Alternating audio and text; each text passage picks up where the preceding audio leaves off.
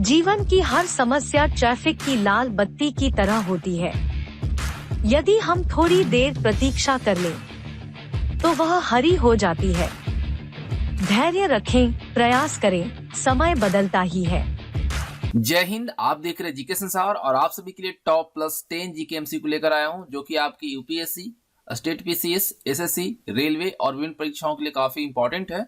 तो आप इस वीडियो को बिना स्किप के एंड देखिएगा और इन 10 प्रश्नों के साथ गो थ्रू होइए और देखिए क्या इन 10 प्रश्नों का आप इजिली आंसर कर पाते हैं या नहीं। तो चलिए क्वेश्चन नंबर 1 को देखते हैं। शिवाजी के शासनकाल में वित्त मंत्री को किस नाम से जाना जाता था? यहाँ पे पूछा गया है कि शिवाजी के शासनकाल में जो वित्त मंत्री हुआ करते थे उन्हें किस नाम से जाना जाता था। Option A Peshwa, option B Pandit Rao, option C मंत्री और ऑप्शन डी अमात्य। तो अगर आप इस प्रश्न का उत्तर जानते हैं तो जल्दी से कमेंट कीजिए। इस प्रश्न का सही उत्तर होगा ऑप्शन डी अमात्य। ठीक है, शिवाजी के शासनकाल में वित्त मंत्री को अमात्य नाम से जाना जाता था।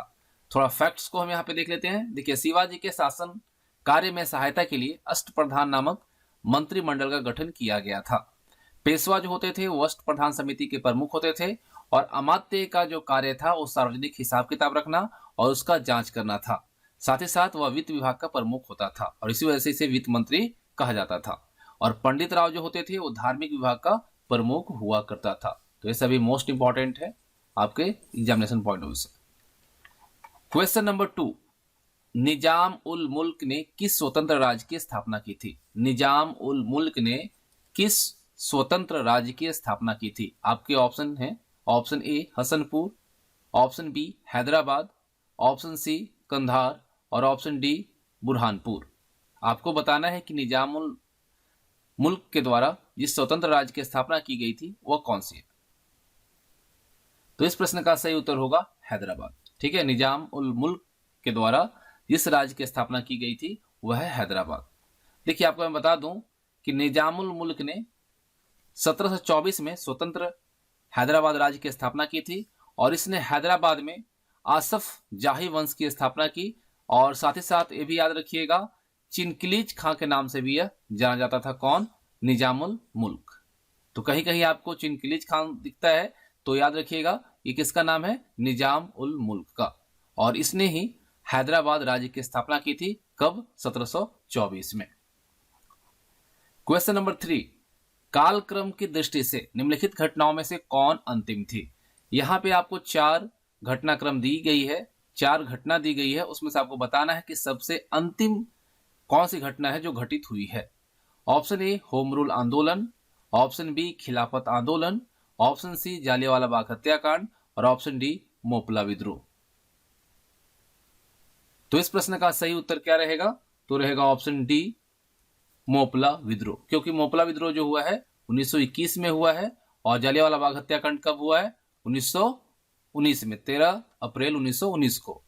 अगर इसके बारे में हम डिटेल देखें तो और आपको बता दूं, देखिए यहाँ पे आप देख रहे हैं 1921 में मोपला विद्रोह, होम रूल आंदोलन आप सबको पता है 1916 में चलाया गया था, खिलाफत आंदोलन जो है 1920 में और जालियांवाला बाग हत्याकांड 13 अप्रैल 1919। ठीक है, तो यहां से आप इन सब चीजों को कलेक्ट करेंगे। चलिए क्वेश्चन नंबर 4 देखिए, अशोक का कौन सा शिलालेख 5 यवन राज्यों में धर्म प्रचारक को भेजने का वर्णन करता है? मोस्ट इंपॉर्टेंट प्रश्न है।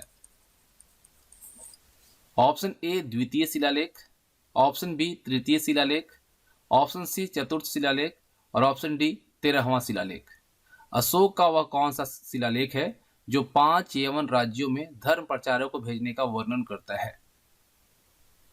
तो इस प्रश्न का सही जो उत्तर होगा वो होगा ऑप्शन डी 13वां शिलालेख।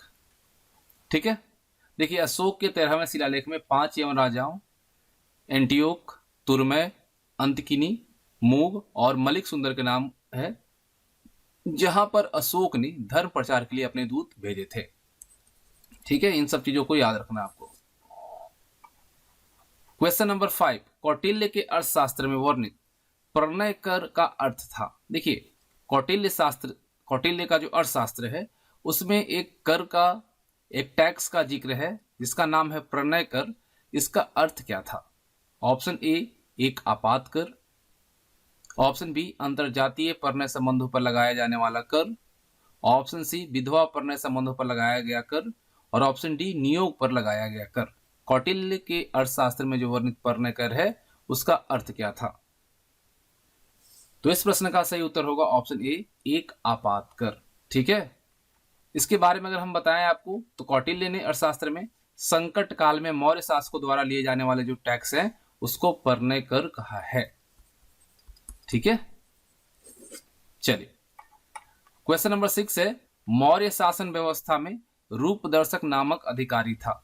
मौर्य शासन व्यवस्था में एक रूपदर्शक नामक अधिकारी हुआ करता था, उसका कार्य क्या था? ऑप्शन ए, चांदी तथा अन्य धातुओं का परीक्षक। ऑप्शन बी, गणिकाओं का प्रभारी। ऑप्शन सी, रंगमंच का प्रबंधक। और ऑप्शन डी, सिक्कों का परीक्षक। मौर्य प्रशासन में या मौर्य शासन में रूपदर्शक नामक अधिकारी का कार्य क्या हुआ करता था? तो सही आंसर होगा ऑप्शन डी, सिक्कों का परीक्षक। Option D. देखिए, कौटिल्य के अर्थशास्त्र के अनुसार मौर्य शासन व्यवस्था में सिक्कों का जो परीक्षण करने वाला अधिकारी होता था उसे रूपदर्शक कहा जाता था। क्लियर? चलिए क्वेश्चन नंबर 7 है, तृतीय तमिल संगम हुआ था। तृतीय तमिल संगम जो हुआ था वो कहां पर हुआ था? Option A, Madurai. Option B, Tanjore. Option C, Mahabalipuram. और ऑप्शन डी, कांजीवरम। तो तृतीय तमिल संगम जो हुआ था वह कहां पे हुआ था? मदुरै में हुआ था। ऑप्शन ए सही होगा। देखिए, संगम साहित्य में 3 संगम का उल्लेख मिलता है जो पांड्य राजा के संरक्षण में आयोजित हुआ था। तृतीय संगम का जो आयोजन है मदुरै में किया गया था, जिसकी अध्यक्षता किसने किया था? नकीर ने किया था। किसने? नकीर ने किया था। ऑप्शन यहां पे आपका जो है ए, मदुरै सही होगा। क्वेश्चन नंबर 8, किसने अपने सिक्कों पर शाक्य मुनि बुद्ध की आकृति अंकित करवाई थी? Option A, Ashoka. Option B, Vima Kadphises. Option C, Kanishka. और ऑप्शन डी, हर्ष। बताइए इस प्रश्न का सही उत्तर क्या रहेगा? तो इस प्रश्न का जो सही उत्तर होगा वो होगा क्या? कनिष्क। Option C. ठीक है, option C is the right answer. देखिए, कुषाण वंशी शासक कनिष्क ने अपने कुछ सिक्कों पर शाक्य मुनि बुद्ध की आकृति अंकित करवाई और उसके नीचे यूनानी लिपि में वोडो का मतलब है, यूनानी लिपि में वोडो लिखवाया, जिसका मतलब है बुद्ध। ठीक है, यह लिखवाया था, अंकित करवाया था। प्रश्न संख्या 9 देखिए, किस सुल्तान की माता विद्वानों और पवित्र जनों को उपहार एवं दान देने के लिए प्रसिद्ध थी? Option A, Aram Shah. Option B, Iltutmish. Option C, Ruknuddin Firoz Shah.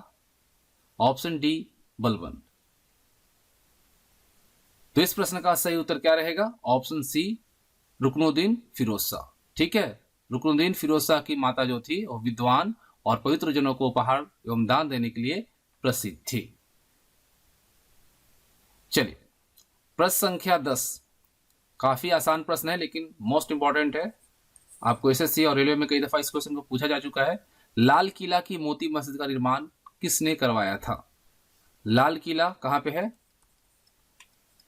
Delhi में। ठीक है, तो इसके अंदर जो मोती मस्जिद है इसका निर्माण किसने करवाया था? ऑप्शन ए, अकबर ने।